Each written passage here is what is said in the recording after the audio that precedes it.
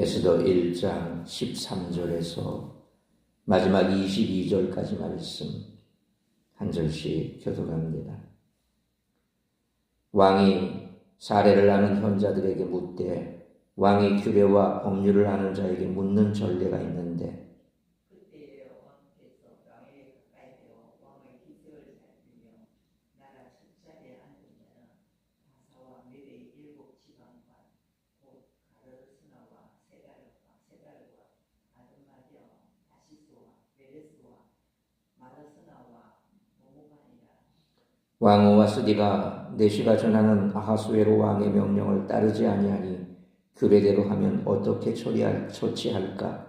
모모간이 왕과 지방관 앞에서 대답하여 이르되 왕후 와스디가 왕에게만 잘못했을 뿐 아니라 아하수에로 왕의 각 지방의 관리들과 백성에게도 잘못하였나이다.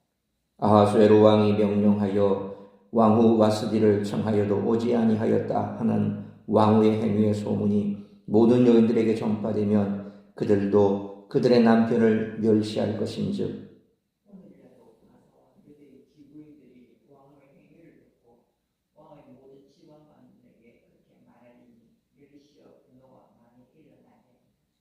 왕이 만일 좋게 여기실진데 와스디가 다시는 왕 앞에 오지 못하게 하는 조서를 내리되 바사와 메대의 법률에 기록하여 변개함이 없게 하고 그 왕후의 자리를 그보다 나은 사람에게 주소서. 왕의 조서가 이 광대한 서기에 반포되면 귀신을 막론하고 모든 여인들이 그들의 남편을 존경하리라. 왕과 지방관들이 그 말을 옳게 여긴지라 왕이 무무간의 말대로 행하여 각 지방 각 백성의 문자와 언어로 모든 지방에 조서를 내려 이르기를 남편이 자기의 집을 주관하게 하고 자기 민족의 언어로 말하게 하라 하였더라. 아멘. 왕의 신중함과 평정심의 부재가 어떤 결과를 낳게 되는지 오늘 본문은 가감없이 드러내고 있습니다. 누구의 조언을 듣는가도 어떤 문제를 해결하는 데 중요한 요소임을 더불어 보여줍니다. 잠시의 분노를 억제하지 못한 결과는 무고한 희생자를 양산했으며 자신의 신하에게 쉽게 제어당하는 결과를 초래하고 맙니다. 왕은 기꺼이 최측근 무무간의 제안을 기쁘게 수용하지만 실제로 그것은 자신의 치부를 만천하여 드러내는 결과를 가져옵니다. 술주정 같은 왕의 명령을 거부한 왕후의 행동을 남자든 여자든 비난할 사람은 없었을 것입니다. 왕후를 폐위하기 위한 계획은 신속하게 실행됐지만 백성들이 187일간의 잔치 후에 벌어진 이 사건을 어떻게 평가할 것인지는 왕과 측근들만 모르는 불편한 진실이 될 것입니다. 왕은 근엄해 보이지만 에스더서 저자에 의해 은근히 조롱당하고 있으며 측근들도 왕을 조종하면서 즐기고 있는 것처럼 보입니다. 제정신인 사람은 이들에게 심판의 대상이 되는 왕후 와스디뿐인 것 같습니다. 따라서 우리가 지도자 위치에 섰을 때 어떤 모습이어야 할지 오늘 본문을 반면교사 삼아야 할 것입니다. 아하수에로와 그 신하들의 판단력을 흐리게 만들었던 술과 같은 요소들이 성도의 삶에 스며들지 않도록 항상 살펴야 합니다. 더불어 권력자의 부당한 요구에 우리가 어떻게 반응해야 할지 오늘 본문은 교묘하게 교훈하고 있습니다.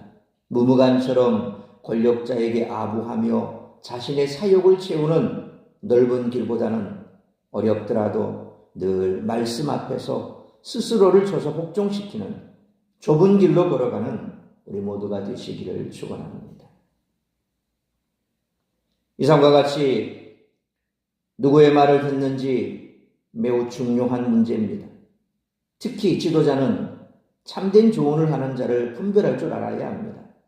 잘못된 조언이나 듣기 좋은 말을 하는 자들에게만 귀를 기울인다 보면 좋은 지도자가 될 수 없습니다.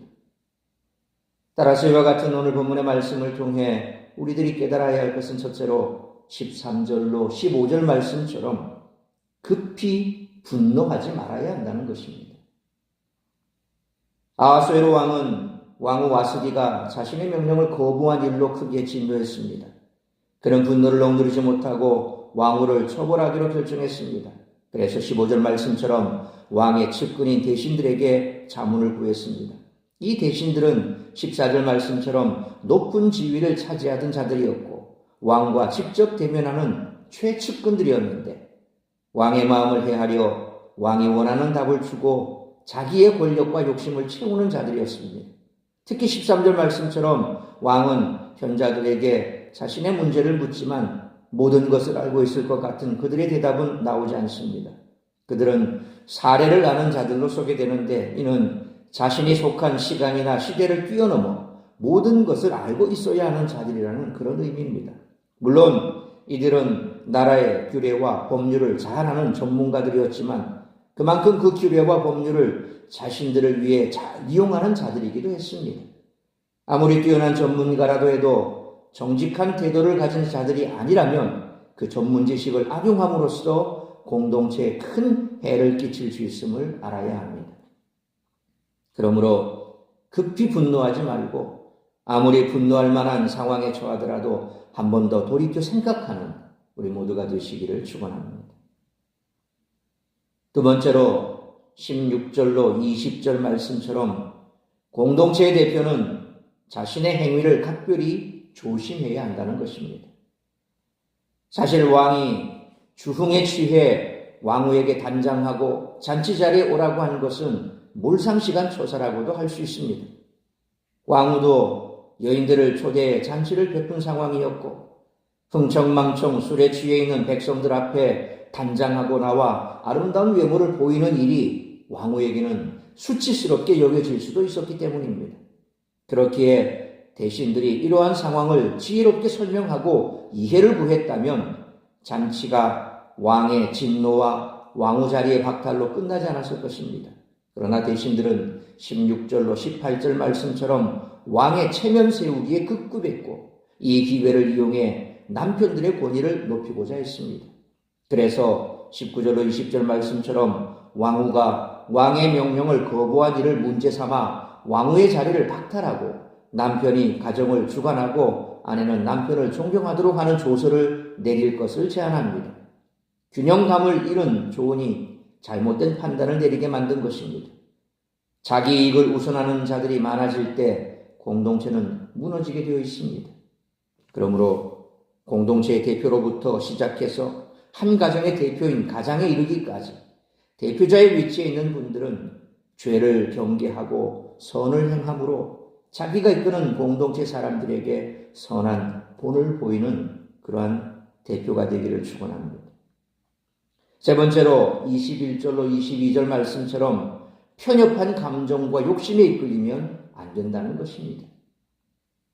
무무간의 제안은 편중된 조언이었지만 21절 말씀처럼 왕과 지방관들은 그 조언을 좋게 여겼습니다. 그래서 그의 제안에 따라 조처를 취하고 조서를 내렸습니다. 먼저 와스디를 왕후의 자리에서 물러나게 했습니다. 와스디는 객관적인 잘못이 없는데도 불명예스럽게 폐위되고 말았습니다. 물론 이 일로 말미암아 나중에 에스더가 왕후의 자리에 오르게 됩니다. 그러나 아하수에로 왕이 이 일에 대해 바른 판단을 내렸다고 보기는 어렵습니다. 왕은 또한 남편이 가정을 주관하게 하라는 조서를 내렸습니다. 남편이 하는 일에 아내가 함부로 거부하거나 반박하지 못하게 한 것입니다. 왕의 조서는 또한 남편과 아내가 서로 다른 민족인 경우에 아내가 남편 민족의 언어를 따라야 한다고 못 박았습니다. 남자들만 참석했던 잔치 자리 후에 이어진 논의에서 철저히 남자들을 위한 정책 채택으로 실행한 것입니다. 무무간의 조언은 왕의 분노와 남성들의 이기심을 부추겼고 편협한 감정과 욕심에 이끌려 상대를 죽이고 억압하는 법령을 공포하게 했습니다. 그러므로 편협한 감정과 욕심에 이끌리게 되면 바른 판단을 내릴 수 없기에 항상 진리의 말씀을 판단의 기준으로 삼고 편협한 감정과 욕심에 이끌리지 않는 우리 모두가 되시기를 축원합니다. 사랑하는 성도 여러분, 우리는 모두 이기적인 본성을 가지고 있기 때문에 자기가 듣기 좋은 말만 들으려는 그런 경향이 있습니다. 그러다 보면 관계가 깨지고 주변 사람들이 힘들어집니다. 하나님의 백성은 어떤 상황에서도 자기가 듣기 좋은 말이 아니라 하나님의 말씀에 더 귀를 기울여야 합니다. 그러므로 급히 분노하지 말고 아무리 분노할 만한 상황에 처하더라도 한 번 더 돌이켜 생각할 수 있어야 하며 사람들의 말이 아니라 항상 진리의 말씀을 판단 기준으로 삼고 편협한 감정과 욕심에 이끌리지 않는 우리 모두가 되시기를 주님의 이름으로 축원합니다. 기도하겠습니다. 돌아가신 아버지 하나님, 은혜와 사랑을 감사합니다. 오늘도 이 새벽을 깨워 말씀으로 예배로 하루를 시작하게 하시니 감사합니다.